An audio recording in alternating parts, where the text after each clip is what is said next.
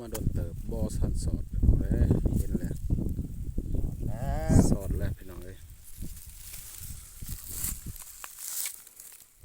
มืดด้วยโอ้สอดบองมันอยู่แล้วพี่น้องเลยหน่วยเลยบ่ถึงเลยโอ้ตายไปเกลือขี้ดินขี้ดอน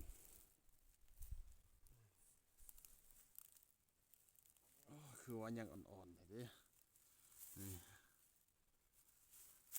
แปดแล้วบ่แม่นบ่บ่ถึง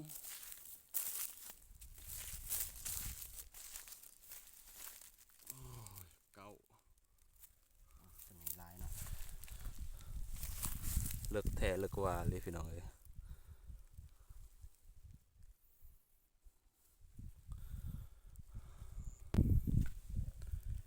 ได้เก่าหน่วยพี่น้องเลยควายนี่แม่มันอันนี้เป็นจุดจีพี่น้อง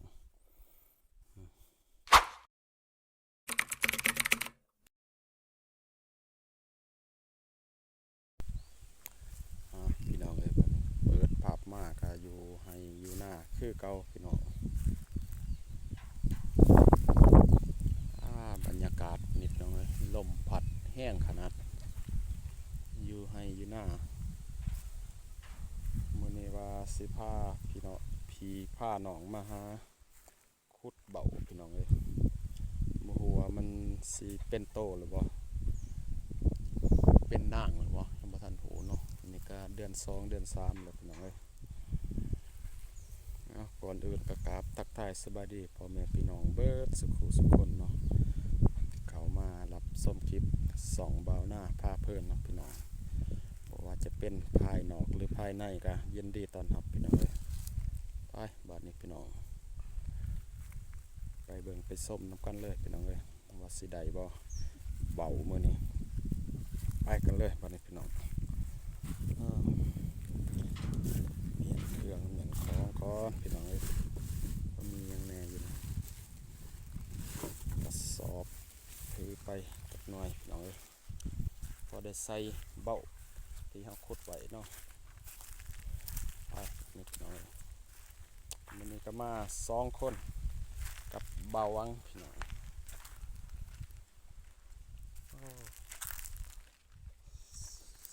เสียมเสริมนี่ก็ฮักเบิดพี่น้องเอ้ยบ่เป็นใส่ถือเสียมมาอันเดียวพี่น้องเอ้ยเพราะว่าบ่มีเสียมไปเบิ่งไปหักส้มน้ำกันเลยพี่น้องเอ้ยอากาศนี่ก็ลมแห้งพี่น้องเอ้ย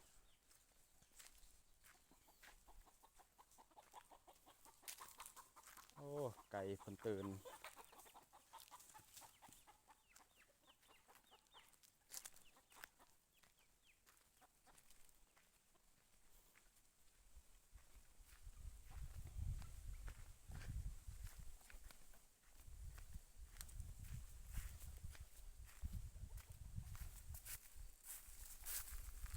เบาวังเห็นแล้วประจักษ์เอาเลย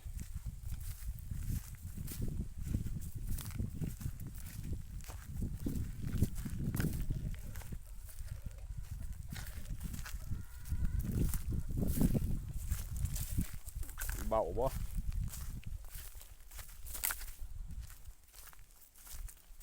ฮะบ่แม่นควายสังสันบ่แม่น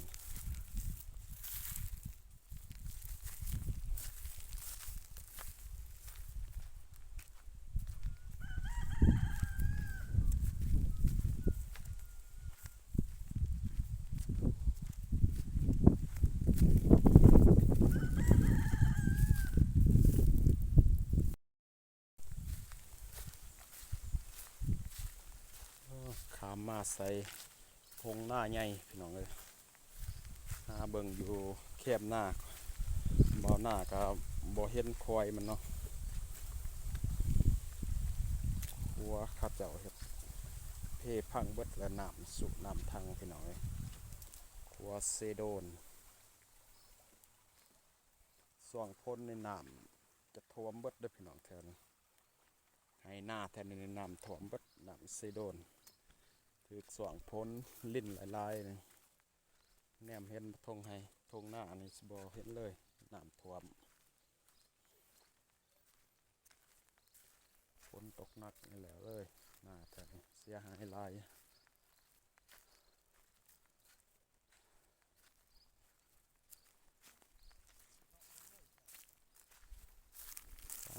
หาเลาะหาเบิ่งควายเบาพี่น้องเลยว่าสิเห็นสิได้จักควายมันแดดกะฮ้อนแผ่ฮ้อนวาลีเลยมื้อนี้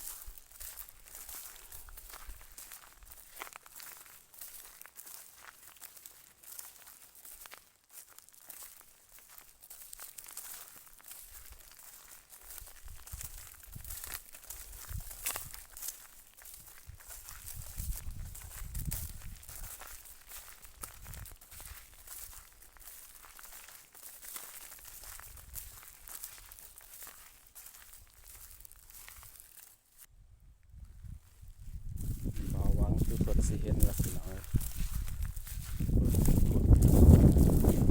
ไปหาเบิ่งน้ำเพิ่นวิธีเพิ่นขุดแบบใดบ่าวหน้าก็บ่เคยขุดพี่น้องเอ้ยมีแต่บ่าววังเพิ่นขุดบ่ฮู้จักวิธีนี่ก็บ่ได้เด้อพี่น้องเพราะดินมันตันแน่นแนมหาฮู้แทบสิบ่เห็นหูมันตันแข็ง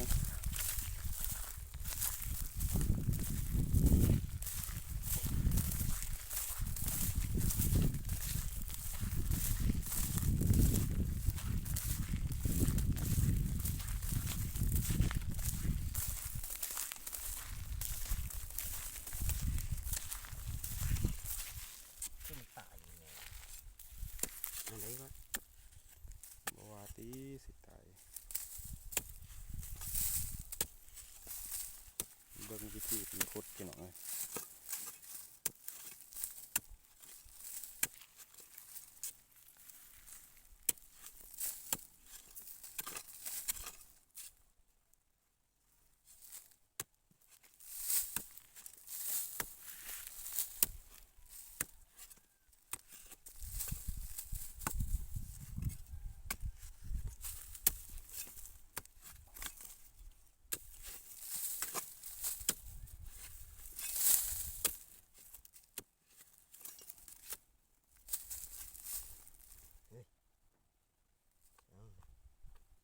แม่นบ่ แม่ คือมันหลุดออกบ่ เออ มันสิให้ลูกมันออกบ่จัก บ่มี บ่มี บ่มีชุด บ่มีได้ว่าควายบักหลายๆพยายามตันหูมันเจาะลงไปเบิ่งแม่มันพี่น้อง งับชนิด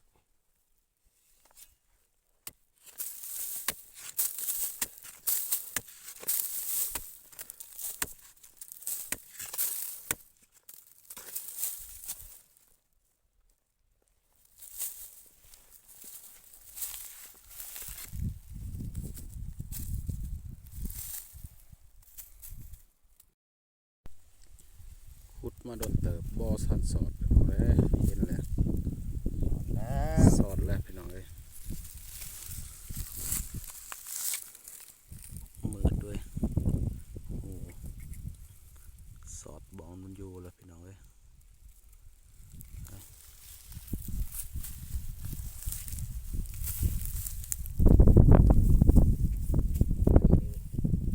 ยับไก่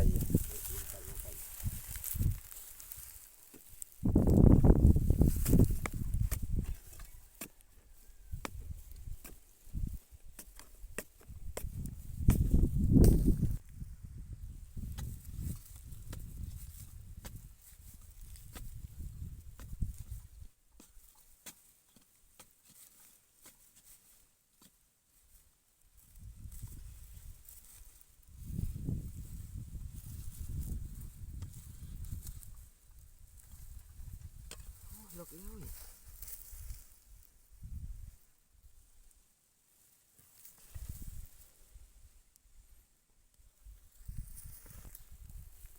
สู้ชีวิตขนาดพี่น้องเลยเลิกมาเลิกจนสุดแขน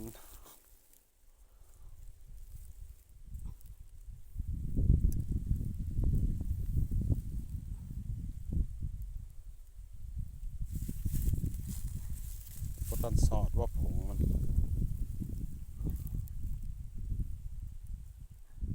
โอ้บ่เคยเห็นพี่น้องเลยควายนี่เลิกขนาดก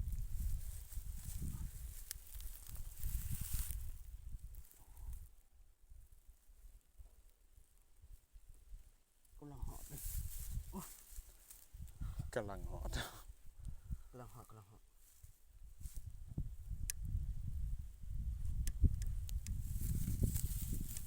เลิกเลยสุดแขนลงเบิ้ง สุดแขน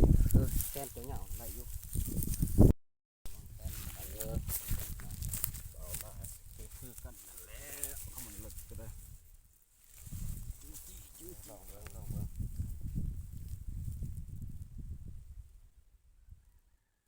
แต่ละหน่วยมีจักหน่วย โอ้หน่วยใหญ่ขนาดเนาะคือว่ายังอ่อนๆอยู่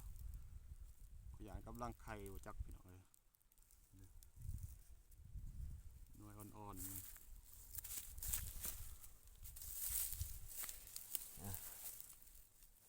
ปลดทงก่อนปุ๊บโอ้เหลือกลายพี่น้องเลยอย่างอ่อนๆโอ้เป็ดโบดี ดินอ่อนนะ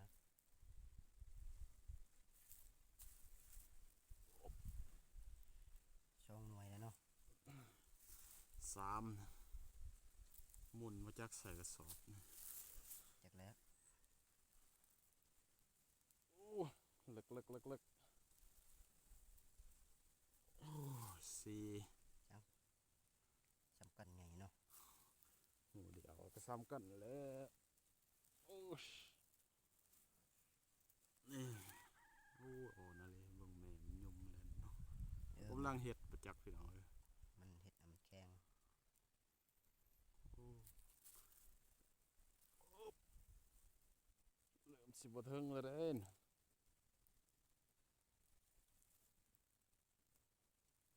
โอ้6 หน่วยฮึบโอ้บ่เทิงเลย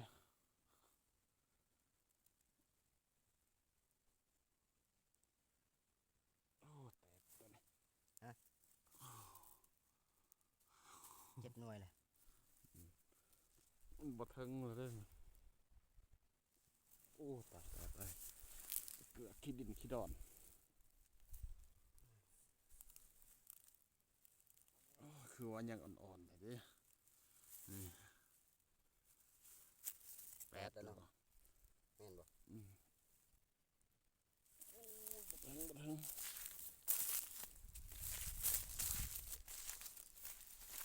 โอ้ยเก่า ตัวนี้ลายเนาะ บ่เทิงเอาเว้ยปุ๊บบ่เทิงมาเว้ยเอาไปซอกอีกจักหน่อยยังมีอยู่บ่หรือว่าเบิดแล้วบ่จัก เบิ่ง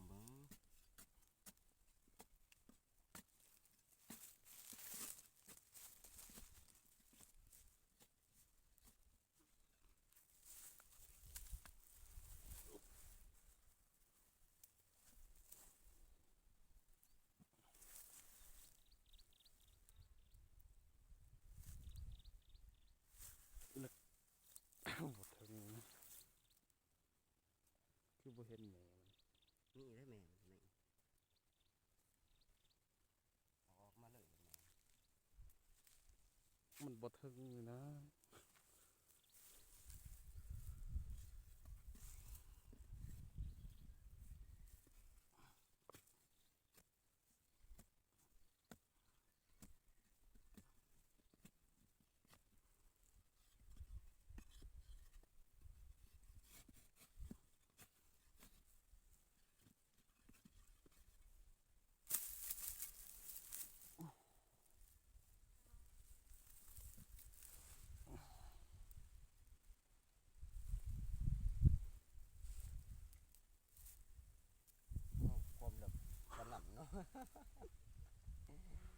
ได้ว่าถึงมาบ่เห็นเนาะแม่ มีแล้วแม่ งมหาบ่เห็น แต่กระจกยังหอม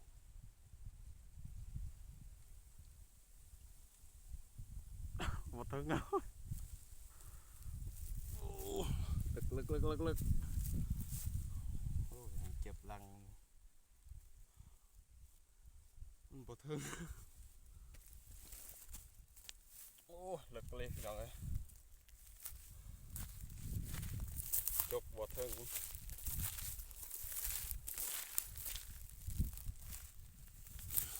ความแบบมือบ่ถึงแขนสั่นๆเลิกแท้เลิกว่าเลยพี่น้องเอ้ย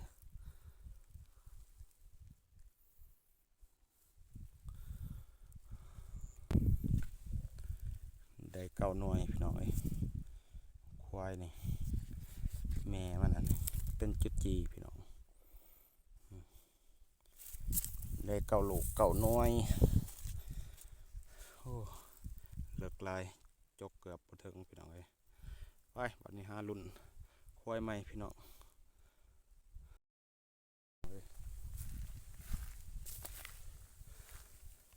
คือว่าสิไปหาขุดต่อพี่น้องเอ้ยแต่ว่าเสียดายอะมันยังเป็นดวงอยู่มันยังเป็นดวงแล้วตัวขี้ควายขี้งัวมันยังบ่ทันแหงสัมพี่น้องเลยยังแล้วๆอยู่มีแต่ไว้โอกาสหน้าพี่น้องสิมาขุดให้เบิ่งใหม่พี่น้องเลย